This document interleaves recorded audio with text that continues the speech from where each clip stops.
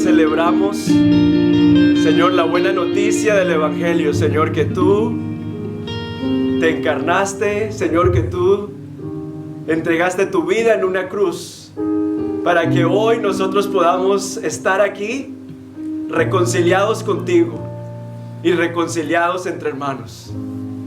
Gracias te damos, Señor, que hoy podemos acercarnos no en nuestros méritos, sino en los méritos de Cristo.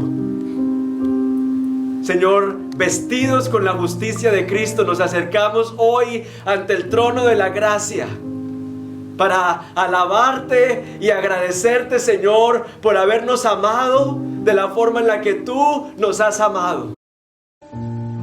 Nadie nos va a amar como tú nos has amado, Señor. Ni nuestros hijos, ni nuestro cónyuge, ni nuestros padres. Nadie nos va a amar como tú nos has amado. Gracias, Señor, por entregarte en una cruz. Y porque esa es la verdad que hoy celebramos. Que aunque éramos pecadores, Cristo murió por nosotros. Que aunque no teníamos valor para muchos, tú, Señor, nos compraste a precio de sangre. Y hoy somos miembros de tu casa. Hoy somos hijos de Dios.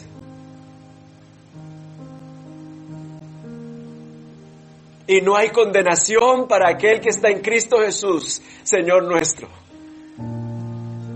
Hoy celebramos, Señor, que aunque nuestros pecados han sido muchos, mayor ha sido tu gracia y tu misericordia para con nosotros. Que no estamos aquí porque somos grandes, o porque tenemos mucho dinero en el banco, o porque hubo algo en nosotros que te impresionó. Estamos aquí, Señor, porque tú decidiste poner tu amor sobre nosotros y escogernos para que fuéramos miembros de tu familia. Y por eso estamos infinitamente agradecidos contigo, Señor, por la misericordia con la que nos has abrazado, con la que nos has, Señor, recibido. Que llegamos, Señor, como ese hijo pródigo. Y tú, Señor, hiciste banquete, Señor, para recibirnos. Celebración y fiesta para recibirnos. Señor, gracias.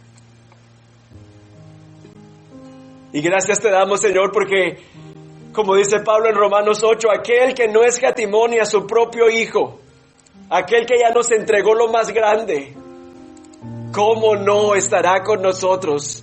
¿Y cómo no caminará con nosotros? ¿Y cómo no nos sustentará en las cosas más pequeñas? Gracias te damos, Señor. Porque si queremos recordar tu fidelidad y tu amor, basta solo mirar la cruz, en donde tú diste tu vida por nosotros.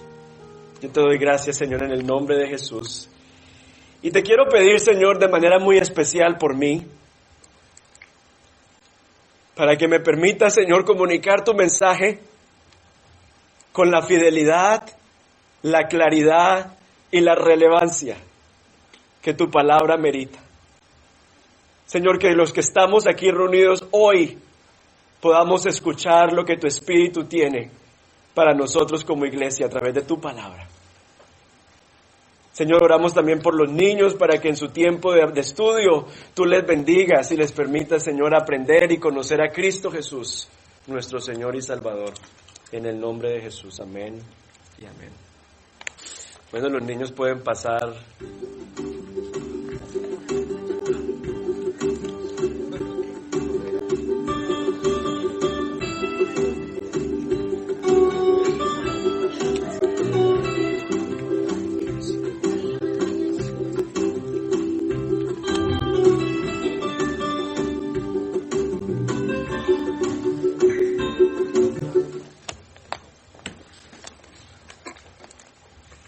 Bueno, qué bueno, qué bonito reencontrarnos una vez más para celebrar y agradecer al Señor por su bondad para con nosotros.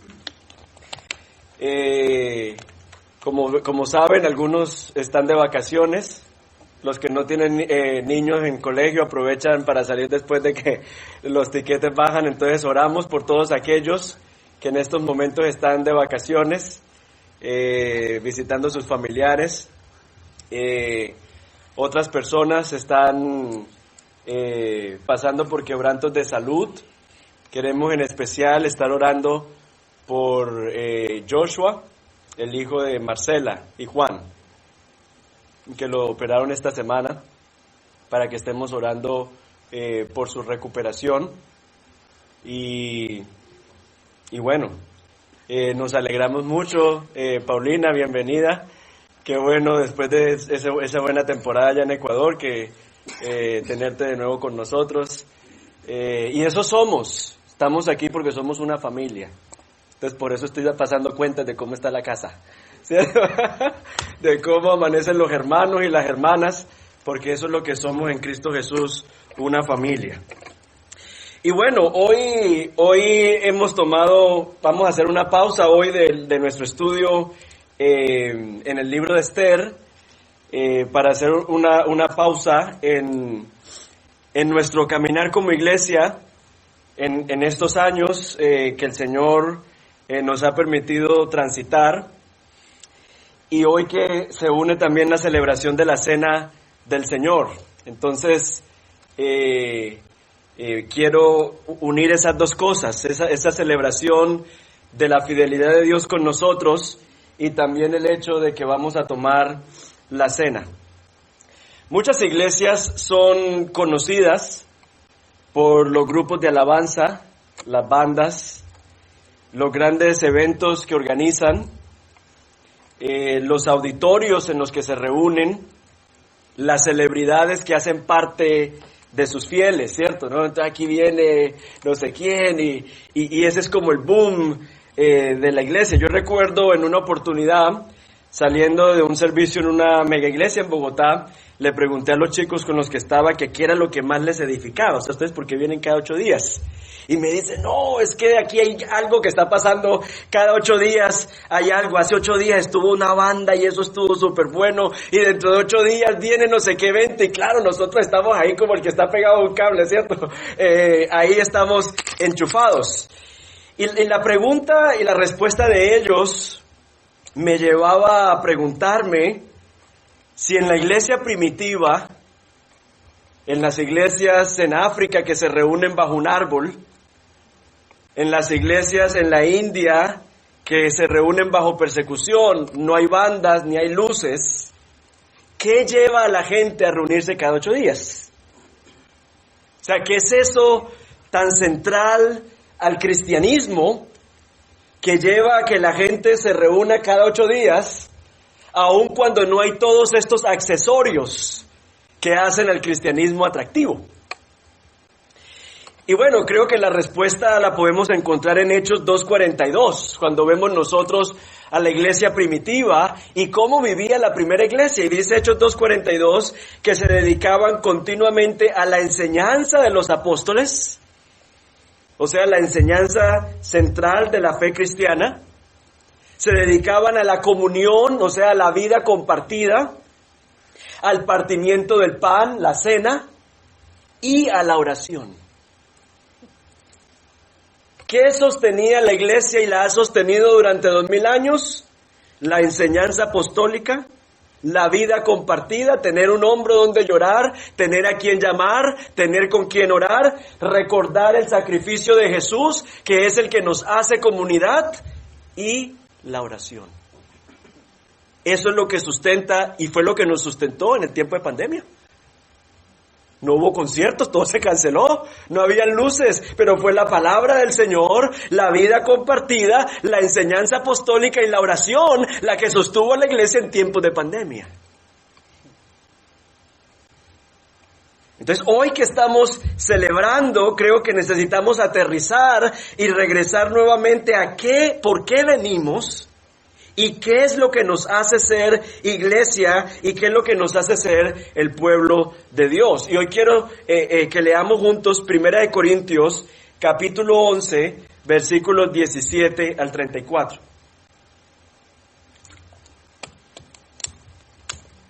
Y dice así la palabra del Señor. Pero al daros estas instrucciones no os alabo, porque no os congregáis para lo bueno, sino para lo malo.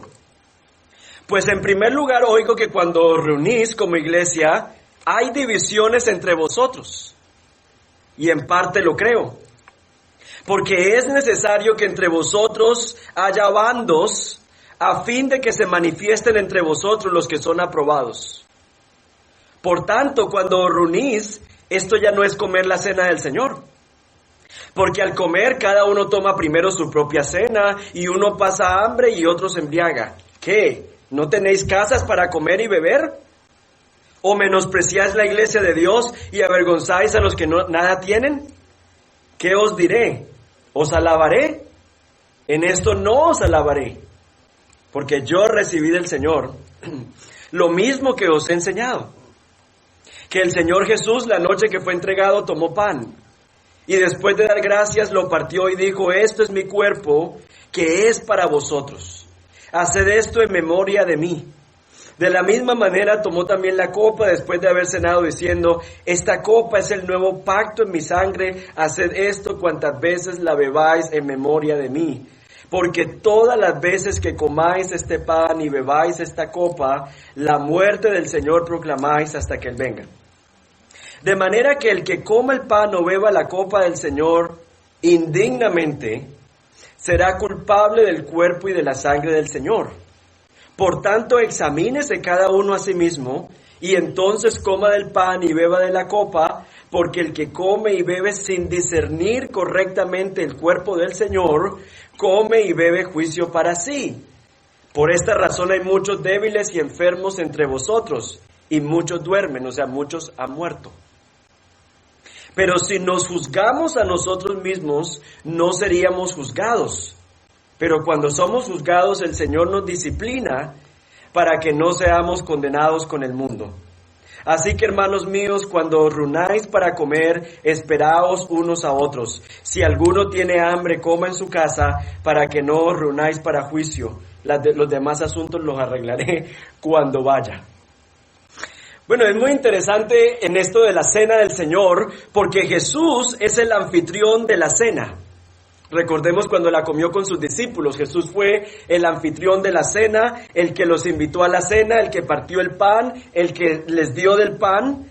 Jesús es el que nos invita a la cena. Y hoy quisiera que respondamos 3 preguntas con respecto a esto de la cena. ¿Cuál es el propósito de la cena? ¿Quiénes son invitados a participar de la cena? ¿Y cómo debemos participar de la cena? 3 preguntas. ¿Para qué la cena? ¿Cuál es el propósito? ¿Quiénes estamos llamados a participar? ¿Y cómo debemos participar de la cena del Señor? ¿Para qué la cena? ¿Cuál es el propósito? Dice el texto bíblico que es para hacer memoria de Él. Cuando hacemos memoria de algo, evocamos un recuerdo, ¿cierto? Y lo que nos está diciendo es, cada vez que se reúnen y toman la cena, se supone que están recordando, evocando la muerte de Cristo. ¿Por qué necesitamos participar de la cena? Porque tenemos un problema de Alzheimer. Nos olvidamos de lo que Dios ha hecho por nosotros. Tenemos una tendencia a recordar el dolor, a recordar las ofensas, a recordar lo que han hecho contra nosotros, pero tenemos problema en recordar lo que Dios ha hecho por nosotros. Y por eso la cena del Señor la celebramos con el propósito de recordar lo que el Señor ha hecho por nosotros. Cada vez que celebramos la cena, dice el pasaje aquí de 1 Corintios, que estamos recordando la venida del Señor, la estamos celebrando hasta que el Señor venga. En otras palabras, estamos diciéndole: ven, Señor Jesús, queremos que regreses ya, ¿cierto? Para eso celebramos la cena. Y Pablo aquí dice que el Señor, cuando celebró la cena con sus discípulos, recordemos que Jesús lo celebró en el contexto de la Pascua judía. Y esta celebración de la Pascua era una noche sagrada para los judíos. Todos, sin importar la edad y el lugar en el que se encontraban, estaban obligados a celebrarla. La Pascua era la fiesta que conmemoraba la noche en que Israel fue rescatado de Egipto. Esa noche en la que la sangre de un cordero sobre los dinteles de la puerta marcó quién viviría y quién moriría cuando la 10ª plaga iba a pasar por encima de las casas, y los israelitas fueron preservados de la muerte, mientras que los primogénitos egipcios, ¿cierto?, murieron esa noche.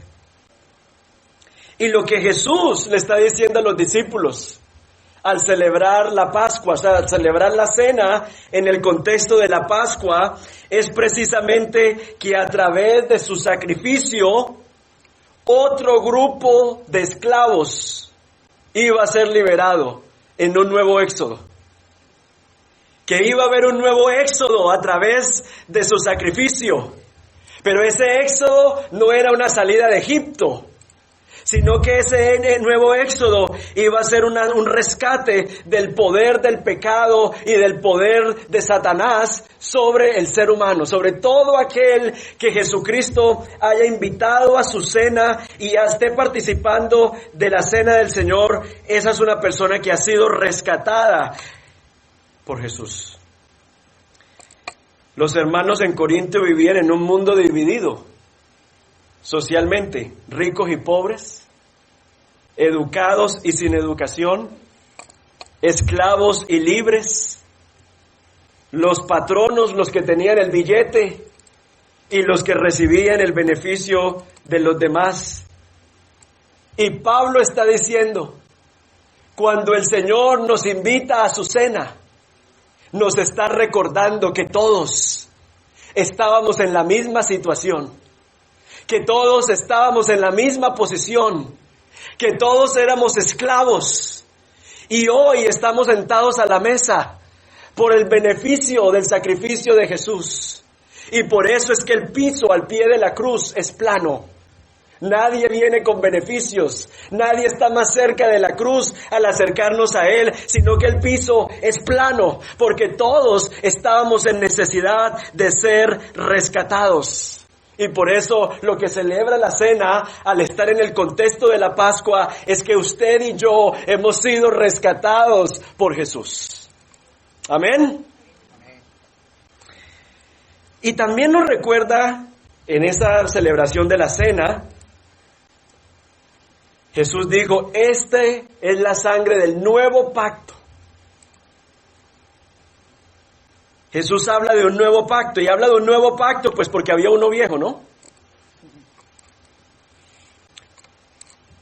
Luego de que el Señor rescató a Israel, hizo un pacto con él en el monte Sinaí. Y dice Éxodo 24:8 que en este pacto Moisés roció la sangre de un animal. Dice, Moisés tomó la sangre y la roció sobre el pueblo y dijo, he aquí la sangre del pacto que el Señor ha hecho con vosotros, según todas estas palabras. Pero miren la expresión, he aquí la sangre del pacto que el Señor ha hecho con vosotros. Y miren lo que dijo Jesús, he aquí, esta es la sangre del nuevo pacto. O sea, está citando Éxodo 24 para decir, aquí se está inaugurando un nuevo pacto en mi sangre. ¿Por qué un nuevo pacto? Porque Dios cumplió, pero Israel no. Y como Israel no cumplió, era necesario un nuevo pacto. Después de Génesis 3, que hubo esa ruptura entre el hombre y Dios. ¿Cómo Dios puede estar en relación con el hombre? Entonces Dios dice, no, la forma en la que el hombre va a estar en relación conmigo es a través de un pacto. Así como en un matrimonio, dos personas que no están unidas biológicamente, vienen a estar unidas, dos familias distintas vienen a conformar un nuevo núcleo. De esa manera, nosotros que estábamos lejos y Dios a través del pacto, podemos entonces vivir en unidad. Y por eso es que en el Antiguo Testamento vemos varios pactos. El pacto de Dios con la humanidad, el arco iris. recordándonos que siempre que llueve, recordándonos que Dios no nos va a exterminar. El pacto de Dios con Abraham, el pacto de Dios con Moisés. Pero notemos nosotros que siempre es Dios el que toma la iniciativa de acercarse al hombre y hacer pacto con el hombre. Concepto errado que anda por allí a veces de que el hombre hace pacto con Dios. En la Biblia nunca el hombre ha hecho pacto con Dios, sino que Dios es el que se ha acercado y ha invitado al hombre a participar de una relación con Él. Pero llegamos al Nuevo Testamento y como el nuevo pacto es entre Dios y Dios, porque Jesucristo era Dios, entonces como no hay posibilidad de que Cristo incumpla su pacto, no hay necesidad de más pactos. Por eso no vemos a Pablo haciendo pactos, ni en el resto, no, lo que vemos es celebrando el nuevo pacto que ya se inauguró en la sangre de Jesús, porque ese nuevo pacto en la sangre de Jesús fue suficiente, fue perfecto, no hay que añadirle nada para el perdón de nuestros pecados. Por eso, el hecho de que usted y yo podamos acercarnos a la mesa es porque el Señor te ha invitado a sentarte a la mesa y participar de su sacrificio. ¡Qué privilegio tenemos nosotros! De que podemos acercarnos a la mesa, porque el Señor en su misericordia nos ha invitado. Si nosotros pudiéramos entender las implicaciones y las dimensiones de la invitación que el Señor nos ha hecho de acercarnos y sentarnos a la mesa, yo le aseguro que si a usted la reina lo hubiese invitado a su mesa en algún momento, ese sería su tema de conversación en toda reunión. Me van a decir que no. Ay, sí, ay, tan lindo este mantel. Yo me acuerdo cuando fui donde la reina y buscaríamos cómo meter el comentario siempre, porque hermano, qué caché. ¡Qué prestigio, qué orgullo que la reina de Inglaterra te invitó a cenar! Eso es lo que nosotros celebramos en la cena del Señor, que Jesucristo, Rey de Reyes y Señor de Señores, nos ha invitado a nosotros a su mesa. A su mesa, a participar de su cena. A nosotros, hermanos, que tal vez la gente nos mira a estos inmigrantes. Invitados a la mesa del Señor.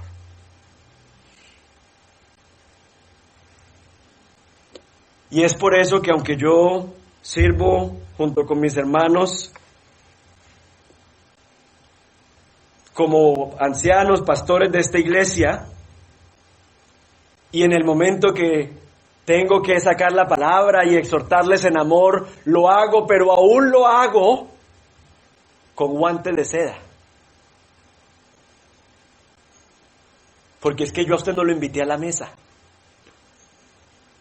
A usted lo invitó el Señor a la mesa. Y yo con los invitados del Señor, usted no puede ir a una celebración ajena y ir parando los invitados de la gente, irlos tratando como sea. No.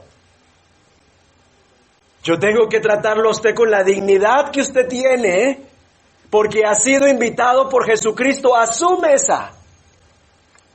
Y yo aquí simplemente movemos los cables, organizamos el valor que tiene la persona que está sentado al lado tuyo, no por la persona, sino por la posición que la persona ahora tiene en Cristo.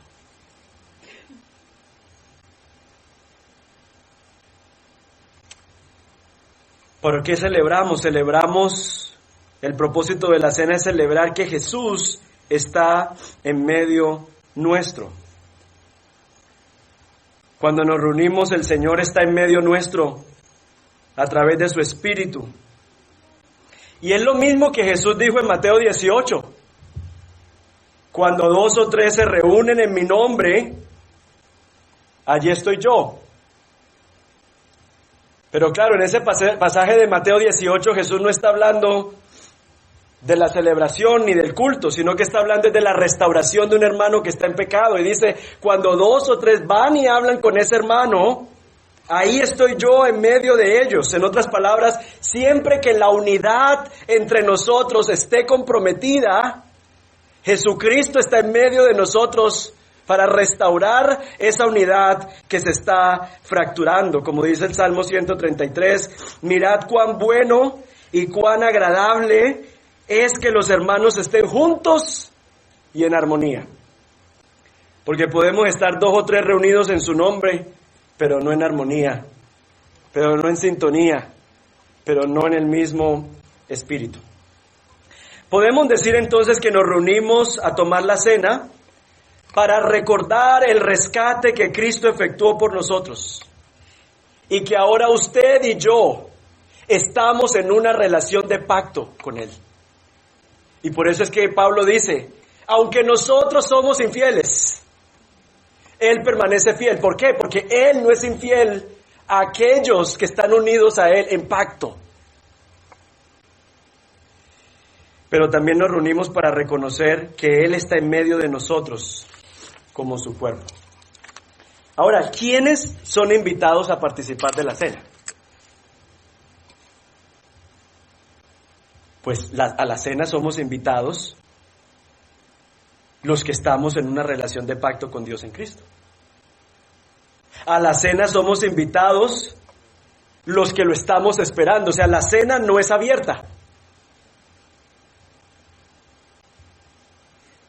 Recordemos que la cena anuncia la muerte del Señor. La cena es para quienes entienden la importancia que tiene el sacrificio de Cristo para sus propias vidas y por ello lo estiman valioso. Para ellos es la cena del Señor.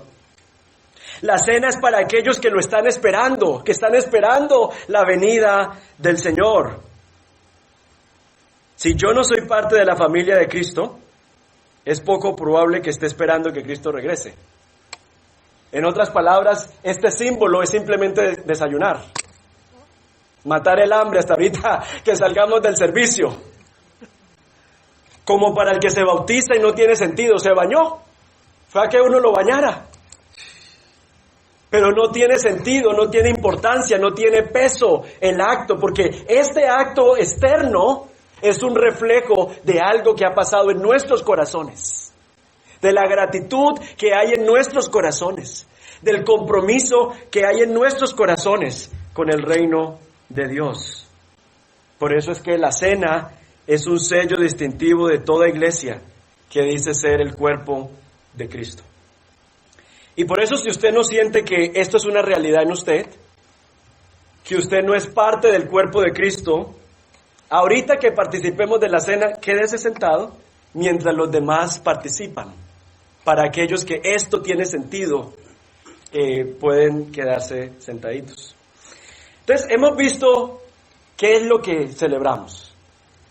Hemos visto quiénes somos invitados a participar de la cena. Y ahora somos invitados a recordar cómo debemos participar de la cena. Y lo primero que tenemos que decir es que somos invitados a participar, debemos participar, reconociendo que es gracias a los méritos de Cristo que podemos tomarla. Ya hemos leído los versículos 27 al 28.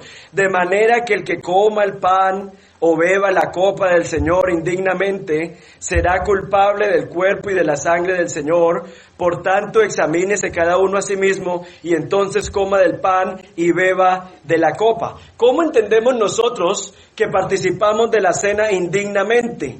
Algunos tal vez pensarán, bueno, participar de la cena del Señor indignamente es, ¿será que yo he pecado esta semana? No, ¿cómo así que será? ¿Cómo así que será? Si esto es de pensamiento, esto es de acción y de omisión. Todos aquí hemos pecado esta semana. De hecho, nos levantamos y pecamos.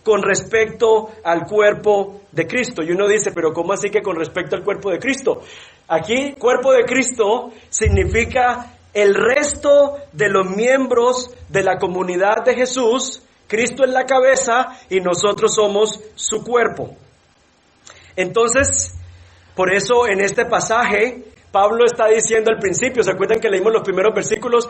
Ustedes cuando se reúnen, oigo que hay divisiones entre ustedes. ¿Sí recuerdan que leímos eso? Que hay divisiones entre ustedes, que hay bandos entre ustedes. Ahora, lo que pasa es que la cena del Señor en ese momento no era lo que es hoy. La cena del Señor en ese momento era un banquete del que participaban todos. Y lo que pasa es que como en la iglesia estaban la gente libre y los esclavos, normalmente la cena del Señor se hacía en la casa de uno de esos hermanos con billete, que tenía una casa grande. Y llegaban primero los libres y los hacendados, porque como esos no eran esclavos, esos podían llegar a la hora que quisieran. Los hermanos esclavos sí tenían que levantarse a las 5 de la mañana para ir a trabajar, y llegaban por ahí a las 11, a las 12, medio a participar de la cena, para volver nuevamente allá a barequear y a trabajar. Pero los hermanos que eran libres, llegaban a la hora que ellos querían. Llegaban donde el hacendado que era el anfitrión de la cena ese día, le daba high five.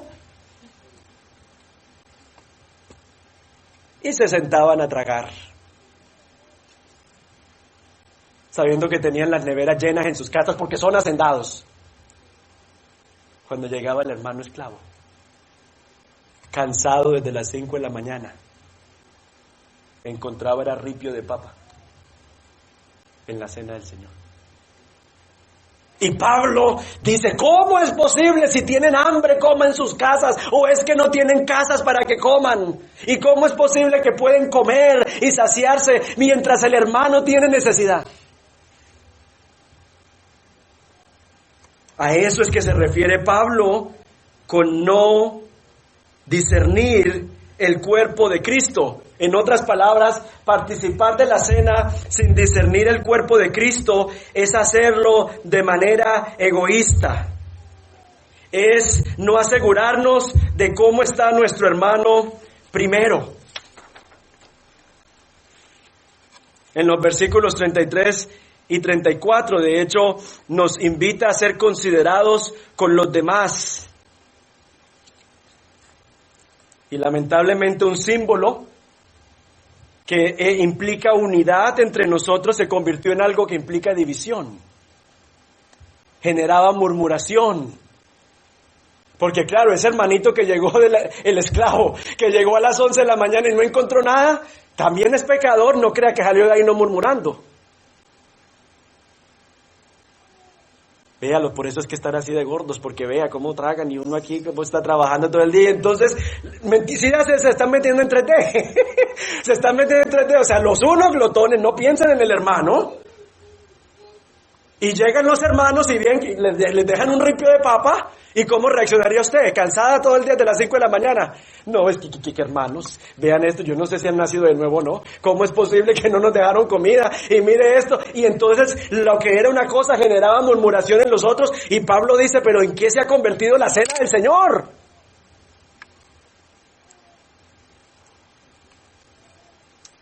Por eso es que participar de la cena del Señor sin discernir el cuerpo es participar sin pensar en el bienestar del hermano. Es participar sin pensar que el otro es importante.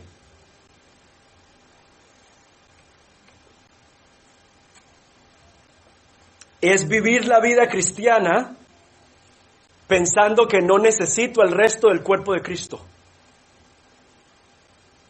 Ahorita yo veo una tendencia por ahí en gente que dice, yo ya con la iglesia no quiero nada. Yo escucho prédicas en mi casa, yo oro en mi casa, Yo no necesito a los demás miembros del cuerpo de Cristo. ¿Estás diciendo que el resto del cuerpo de Cristo, que Él redimió y unió para que fueran parte de su cuerpo, no son importantes?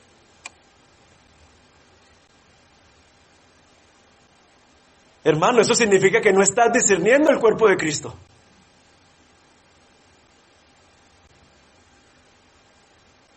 No, pero yo que voy a ir a esa reunión, ¿quién la va a dirigir? El pastor. Porque si los que van a ir son los hermanos, estamos entrando, ¿no? Si los que van a ir son los hermanos y lo que va a ir es la uña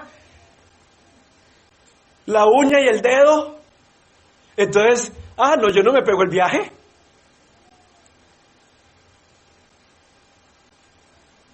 Hermano, yo no participo de casi todas las reuniones posibles en la iglesia, no porque sea el pastor. Yo participo porque entiendo la importancia que tiene para Jesucristo que nosotros vivamos y funcionemos como un cuerpo. Un cuerpo imperfecto, un cuerpo lleno de pecadores, y por eso nos vamos a codiar, y eso es como a veces cuando uno va a una fiesta y hay piñata, eso hay palo para un lado, palo para el otro, y a veces es así la situación, pero este es el cuerpo de Cristo.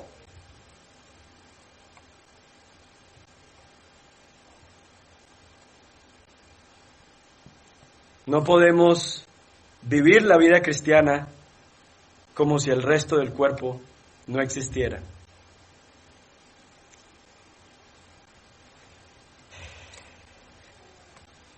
Discernir el cuerpo de Cristo es procurar la reconciliación.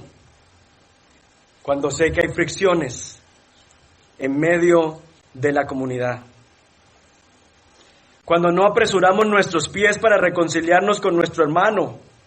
Cuando no estamos cuidando la unidad, olvidamos que en esa otra persona mora Dios, mora el Espíritu Santo de Dios. Y yo les hago una pregunta.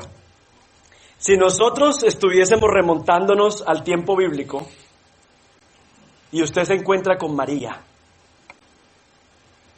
embarazada con Jesús en su vientre, Dios en su vientre, y María lo insulta,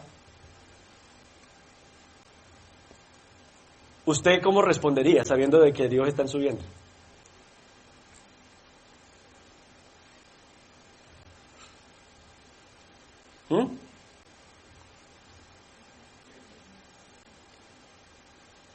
¿O es que hemos olvidado que en Adriana mora Dios, porque el Espíritu de Dios está en ella?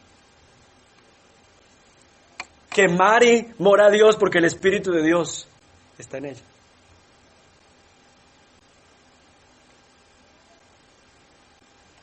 Que no es Fernando, es lo que Dios ha hecho en Fernando, lo que está haciendo en Fernando. O sea, perdemos de vista lo que el Señor ha hecho en medio de nosotros y que ahora el Espíritu de Dios mora en nosotros.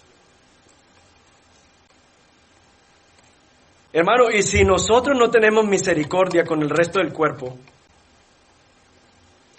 necesitamos preguntarnos, ¿será que eso tiene que ver con el hecho de que yo no soy miembro, sino que soy prótesis dentro del cuerpo? O sea, la razón por la que vivo en un que me importismo sobre qué pasa con los demás, ¿será que es porque yo en realidad no he experimentado la misericordia de Dios y por eso no me interesa en entregarla? ¿Será que es que soy prótesis y no miembro del cuerpo? O la otra pregunta sería, ¿será que como tengo el Espíritu Santo, soy cristiano, pero tengo el Espíritu Santo entristecido dentro de mí y por eso ya no siento cuando me impulsa a que vaya, a que llame, a que visite, a que esté allí? Ya no siento porque estoy muy ensimismado y ya no puedo escuchar cuando el Espíritu es el que me está impulsando.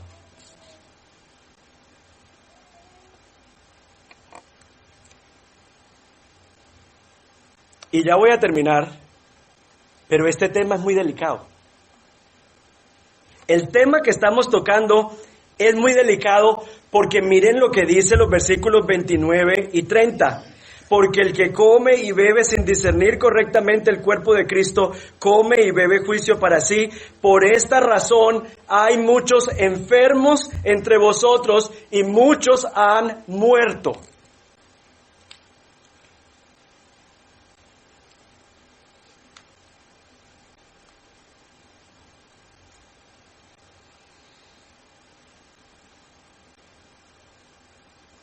En el Antiguo Testamento el problema era que el sacerdote entrara al lugar santísimo y allí quedara muerto.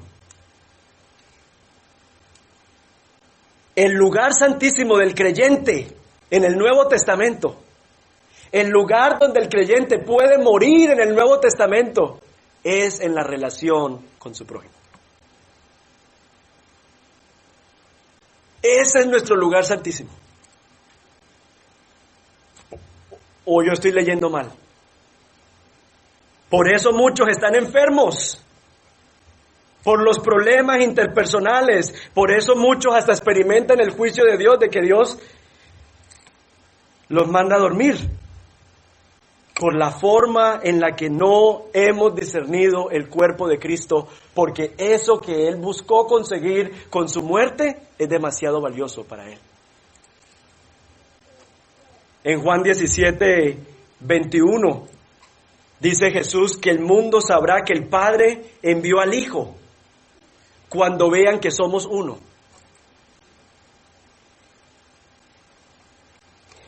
Y hay papás que a veces dicen, no, mi hijo no quiere saber nada del Señor. Y sí, puede ser rebeldía, pueden ser muchas cosas. Pero la pregunta que nosotros tenemos que responder es, ¿puede ver la gente en mi alrededor que el Padre envió al Hijo? Que Jesucristo ha irrumpido en la historia y ahora un nuevo poder opera y obra en mí. ¿Puede la gente, a través de ver cómo yo resuelvo mis conflictos, ver que el Padre envió al Hijo y que por lo tanto yo no estoy operando bajo el patrón ni el molde de este mundo cuando tiene que ver con conflictos? Porque es que si yo respondo a mis conflictos como el mundo responde a sus conflictos, ¿qué evidencia hay para el mundo de que el Padre envió al Hijo y que el Hijo de Dios irrumpió en la historia y ahora vive en ti? El mundo sabrá que el Padre envió al Hijo cuando vean la manera en la que nosotros resolvemos en reconciliación los conflictos que tenemos con otros.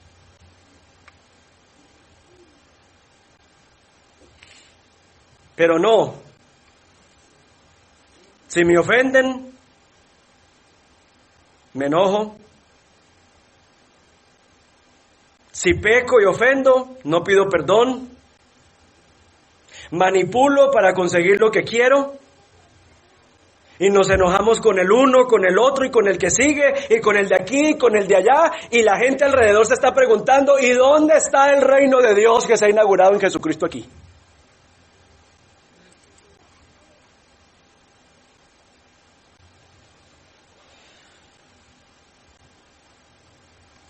Y por eso entonces es que el muchacho le dice al padre, ¿usted me está invitando a cuál reino de Dios? Porque si es ese caos relacional que usted tiene, yo no tengo interés en eso, estoy mejor así como estoy en el mundo. El mundo sabrá que el Padre envió al Hijo cuando ven la manera en la que nosotros afrontamos nuestros conflictos. Estaba leyendo este texto el viernes, Mateo 5:22, pero yo os digo que todo aquel que esté enojado con su hermano será culpable ante la corte. Y cualquiera que le diga a su hermano raca, o sea, estúpido, será culpable delante de la Corte Suprema. Y cualquiera que diga idiota será reo del infierno de fuego. Aquí en estos pasajes, luego entonces Jesús dice que si estamos ofreciendo nuestra ofrenda, y ahí nos acordamos que tenemos algo contra nuestro hermano, o nuestro hermano tiene algo contra nosotros, hagamos un paréntesis y dejemos la ofrenda en el altar. en ese tiempo hablando de ovejas y de lo que se llevaba como ofrenda, deja tu ofrenda en el altar, ve y reconcíliate con tu hermano, y luego regresa nuevamente y ofrécele la ofrenda en adoración a Dios, porque tu ofrenda no está completa sin la reconciliación con tu hermano. Necesitamos ese paréntesis que dice Jesús allí como evidencia de nuestro acto de adoración. ¿Cuál es la adoración que Dios quiere? La adoración que Dios quiere es nuestro corazón limpio y entregado para Él cumplir sus propósitos. Y yo creo, nosotros podemos decir, es que usted no sabe lo que me hizo. Sí, pero ya en nuestro corazón hemos odiado. Ya en nuestro corazón hemos dicho más que idiota y que estúpido. Ya en nuestro corazón hemos pecado contra nuestro prójimo. Y por lo tanto, miren la seriedad de este tema, que Jesús dice, pon tu ofrenda, haz la pausa y regresa en la adoración. Si leemos Mateo 5 y leemos 1 Corintios 11, por causa de tú no discernir el cuerpo de Cristo, viene enfermedad y muerte, vemos la seriedad que tiene esto para el Señor. Hermanos, y yo mientras iba preparando este mensaje, porque primero me cae a mí, y oraba para entregarlo a nosotros hoy como comunidad, mi oración es que esto haga clic. Yo estoy preocupado que nosotros no resolvamos nuestros conflictos como conviene y que llevemos el juicio de Dios. Que tengamos un corazón enfermo, un corazón que Dios no puede usar para cumplir sus propósitos porque está lleno de amargura y de dureza. Y yo me pregunto, con todo esto, ¿hemos sido nosotros desobedientes a este mandato del Señor de discernir el cuerpo, de dejar la ofrenda, de ir y dialogar, de ir y hablar? Cuando dice, ve primero y reconcíliate con tu hermano, en sí la palabra griega ahí es diálogos, que significa, ahí viene la palabra diálogo, ve y razona con tu hermano, ve y habla con tu hermano. Eso no quiere decir que uno en ciertas circunstancias no tiene que tener límites, ser prudente, guardar su distancia, sí, pero hay que, como dice Pablo, en lo que respecta a nosotros, estar en paz con todos los hombres. Pablo dijo que no tengan entre ustedes otra deuda, sino el amarse los unos a los otros.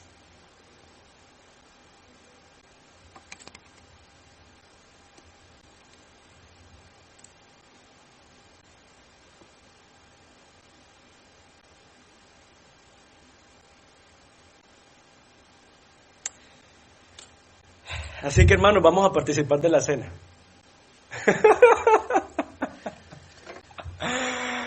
Vamos a participar de la cena. Y que ahora nadie quiere participar de la cena. No, vamos a participar de la cena, hermanos, en arrepentimiento, en gratitud, con una actitud de reflexión, rompiendo el individualismo que nos caracteriza, y también con la determinación de, si el Espíritu del Señor me ha hablado a mí hoy, voy a tomar pasos en la reconciliación. Hermanos, la cena del Señor no tiene como propósito imponer culpa, sino dirigir nuestra atención a la obra de Cristo, quien es el que nos hace dignos de ella. Las personas que vayan a participar de la cena se pueden poner sobre sus pies. Participamos de esta cena recordando que es el sacrificio de Jesús el que nos hace dignos de tomarla y de acercarnos a un Dios que es perfectamente santo. No es nuestros méritos, pero es los méritos de Jesús. Pero la invitación es a discernir el cuerpo de Cristo. Mientras están pasando y repartiendo la cena, preguntémonos y pidámosle al Señor, Señor, ¿A quién he ofendido?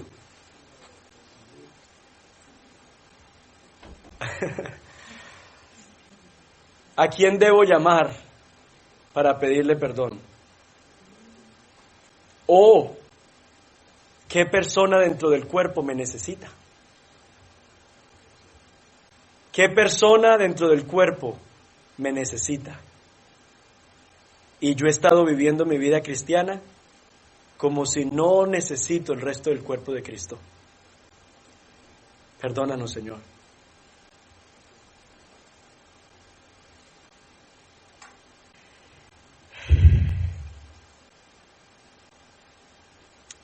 Porque yo recibí del Señor lo mismo que os he enseñado, que el Señor Jesús, la noche en que fue entregado, tomó pan. Y después de dar gracias, lo partió y dijo: esto es mi cuerpo, que es para vosotros. Haced esto en memoria de mí.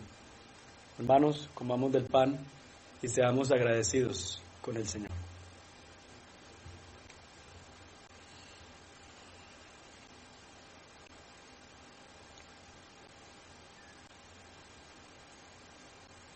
De la misma manera tomó también la copa después de haber cenado, diciendo: esta copa es el nuevo pacto en mi sangre. Haced esto cuantas veces la bebáis en memoria de mí. Tomemos de la copa, seamos agradecidos con el Señor.